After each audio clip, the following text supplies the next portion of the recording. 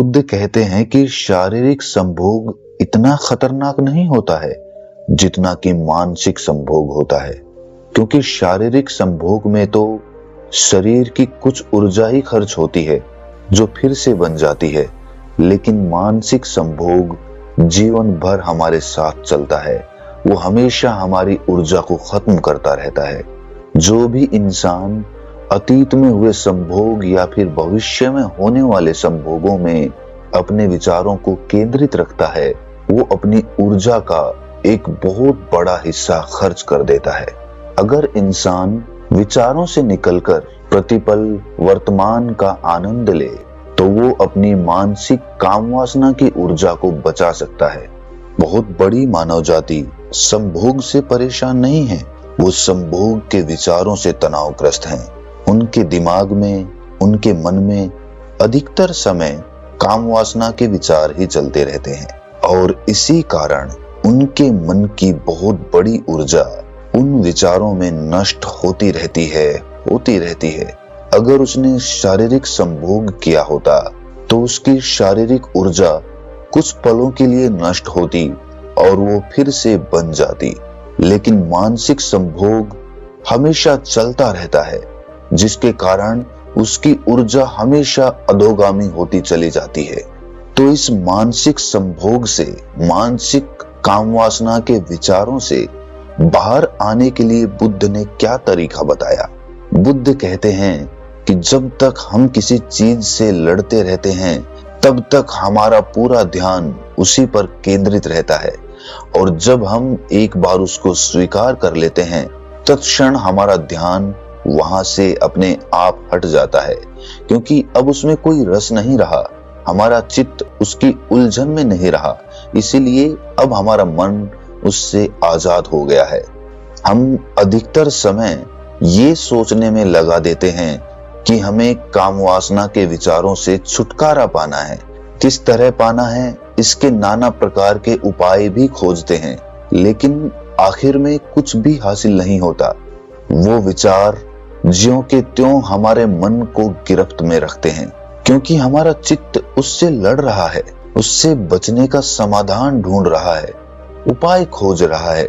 हमने कभी पूरे मन से ये स्वीकार ही नहीं किया कि हाँ, मैं एक कामुक व्यक्ति हूँ, यही मेरा स्वभाव है। हम अपने आप से ये कभी बोल ही नहीं पाते। अगर बोल पाते तो हमारा चित्त और हमारा मन इन विचारों से अपना ध्यान हटा पाता। बड़े मजे की बात है, जिस भी चीज से हम बचना चाहते हैं हम उसी चीज का चिंतन शुरू कर देते हैं, और हम जितना ही उस बारे में चिंतन करते जाते हैं वो हमारे चित्त में उतनी ही गहरी बैठती चली जाती है, क्योंकि अधिकतर समय हमारा मन उससे छुटकारा पाने के उपाय के बारे में सोचता है। मतलब कि हमारा ध्यान उसी बिंदु पर केंद्रित हो जाता है। अगर हम अपने उस स्वभाव को स्वीकार कर लेते तो हमारा ध्यान किसी दूसरे केंद्र पर अपने आप स्थापित हो जाता। लोग अपनी काम वासना को मिटाने के लिए, उन विचारों से छुटकारा पाने के लिए नाना तरह के प्रयोग करते हैं, नाना तरह के उपाय अपनाते हैं। कोई व्रत करने लगता है, कोई ब्रह्मचारी बन जाता है, कोई अपने शरीर को उतना ही भोजन देता है जितना जिंदा रहने के लिए आवश्यक होता है। वो समय समय पर उपवास करता है, क्योंकि उसे लगता है कि भोजन जो ऊर्जा हमें देगा उससे काम वासना पैदा होगी।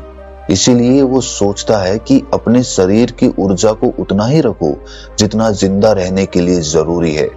लेकिन मजे की बात ये है कि जिस दिन भी वो अपना उपवास तोड़ेगा या फिर पेट भर भोजन खाएगा, उसी दिन वो काम की शक्ति फिर से लौट आएगी और वो विचार फिर से उसके मस्तिष्क को घेर लेंगे।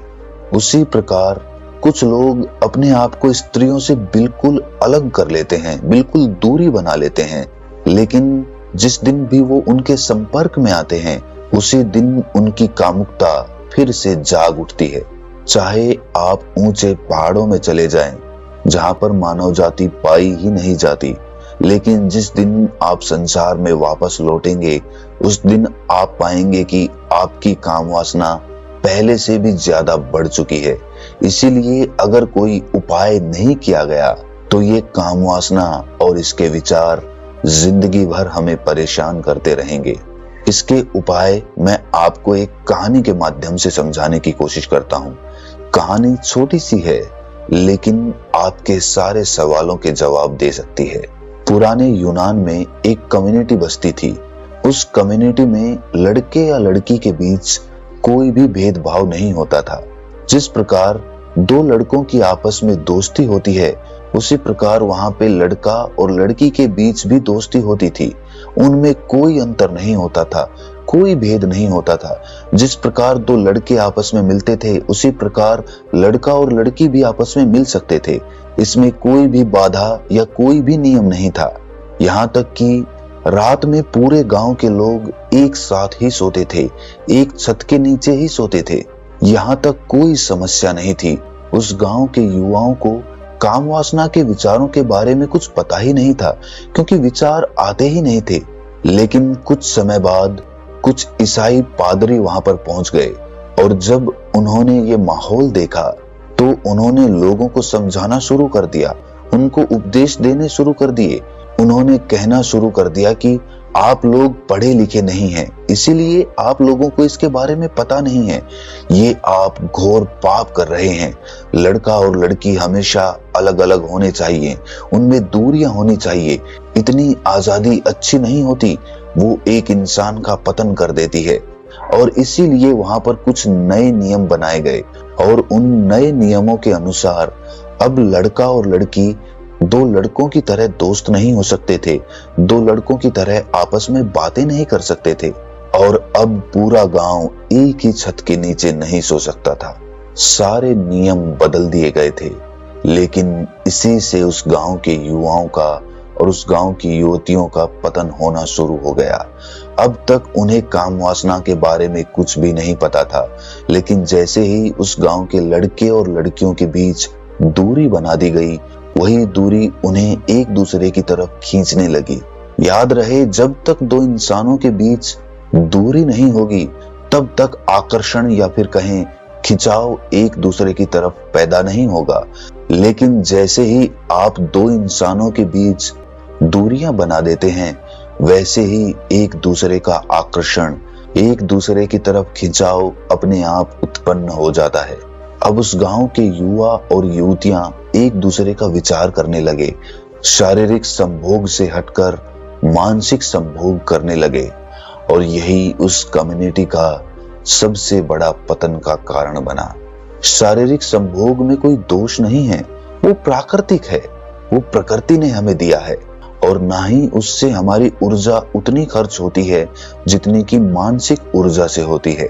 तो मानसिक ऊर्जा का पनपने का सबसे बड़ा कारण होता है युवक और युवती के बीच की दूरी।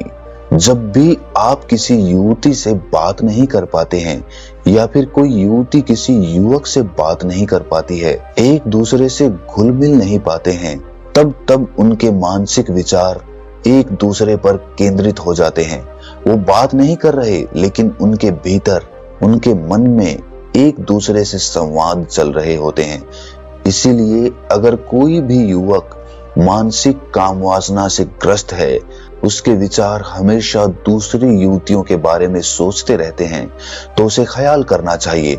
उसे अपना कदम बढ़ाकर उन युवतियों से बात करने की कोशिश करनी चाहिए और जैसे जैसे वो उनसे बात करने लगेगा, वैसे वैसे वो पाएगा कि जो विचार, जो काम वासना उसके दिमाग में भरी हुई थी, वो काम वासना अब धीरे धीरे खत्म हो रही है। और एक समय पर वो पाएगा कि जिस स्त्री के विचारों में वो हमेशा घिरा रहता था, उसके कामुक विचार पनपते रहते थे, अब उसी स्त्री से संभोग करने का ख्याल उसके मन से पूरी तरह से विलीन हो चुका है। तो सबसे पहले तो अपनी काम वासना से लड़ो मत, उसे स्वीकार करो, उसे अपनाओ, उसे मानो कि हाँ तुम हो, तुम वही हो, तुम कामुक हो, तुम्हारे विचार काम वासना से घिरे रहते हैं और उससे तुम्हें लड़ने की जरूरत नहीं है, बस उसे स्वीकारने की जरूरत है। और जब तुम ये स्वीकार कर लेते हो तो स्वाभाविक रूप से तुम्हारे ध्यान के मुख्य केंद्र बदलने लगते हैं और उसके बाद जब तुम अपने काम वासना के विचारों से बचना बंद कर देते हो, उसे स्वीकार कर लेते हो, उसके बाद स्त्री के पास उससे बात करने से हिचकना नहीं है, उससे स्वाभाविक तरीके से बात करनी है, जिस तरह से दो लोग आपस में बातें करते हैं। मनुष्य का मन तो इतना चंचल है, इतना अनियंत्रित है कि वो अगर किसी जानवर को भी संभोग करते हुए देख लेता है तो भी काम वासना के विचारों से भर जाता है। इतना चंचल और इतना कामुक मन सिर्फ इसी कारण से पैदा होता है क्योंकि आप अपनी काम वासना को स्वीकार नहीं कर पा रहे, उससे बचना चाहते हैं, उसको खत्म करना चाहते हैं। आपने कभी ध्यान दिया कि जिस भी चीज को आप स्वीकार कर लेते हैं उस पर से हमारा ध्यान अपने आप हट जाता है। जैसे कि आप किसी स्त्री से प्रेम करते हो, आपका ध्यान उस पर केंद्रित रहता है, लेकिन शादी करते ही आप उसे अपना बना लेते हो, आप स्वीकृत कर लेते हो और प्रेम विलीन हो जाता है। उसी प्रकार अगर आप सड़क पर कोई गाड़ी देखते हो तो आपका ध्यान उस पर बार बार जाता है, लेकिन जब आप गाड़ी खरीद लेते हो, जब उसे अपना बना लेते हो, तब आपका ध्यान उस पर कभी जाता ही नहीं, क्योंकि वो चीज स्वीकृत हो गई, आपके मन ने उसे स्वीकार कर लिया। अपने बुरे से बुरे हिस्से को भी स्वीकार करना सीखो। जिस भी आदत को तुम बदलना चाहते हो, उस आदत से लड़ने की बजाय उसे स्वीकार करना सीखो, और जब तुम स्वीकार कर लेते हो तो अपने आप ध्यान वहां से हट जाता है। लोग पूछते हैं कि आज के समय में इतनी कामुकता हमारे आसपास भरी हुई है, जब भी हम अपना फोन चलाते हैं, जब भी हम इधर उधर निकलते हैं तो हमें कोई ना कोई कामुक दृश्य देखने को मिल ही जाता है। तो ऐसे में हम कैसे अपने आप को बचाएं? बचाने का सवाल ही नहीं पैदा होता। जो ये सवाल कर रहे हैं वो अपनी कामुकता को बढ़ावा दे रहे हैं। आप दृश्य देखते हैं और देखकर आगे निकल जाते हैं। आपको क्या प्रयोजन है उससे बचने का? आपने उसके लिए तो रास्ता नहीं पकड़ा था, उसे देखने के लिए तो आप उस रास्ते पे आगे नहीं बढ़े थे। वो तो रास्ते में खुद ब खुद आ गई, और खुद ब खुद आई है तो खुद ब खुद चली भी जाएगी।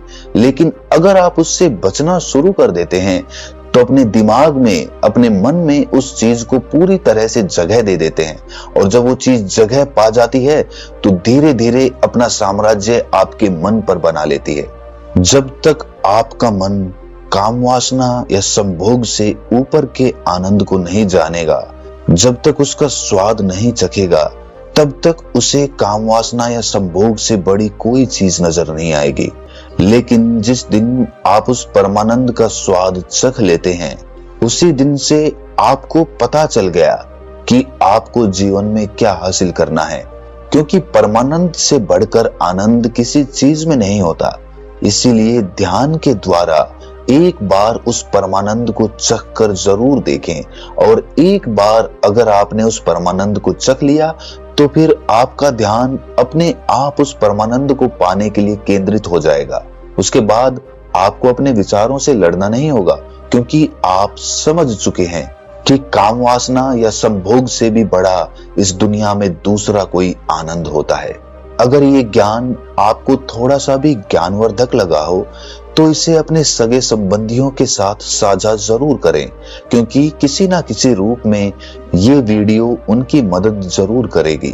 तो मिलते हैं किसी अगली कहानी में, तब तक के लिए अपना ख्याल रखें।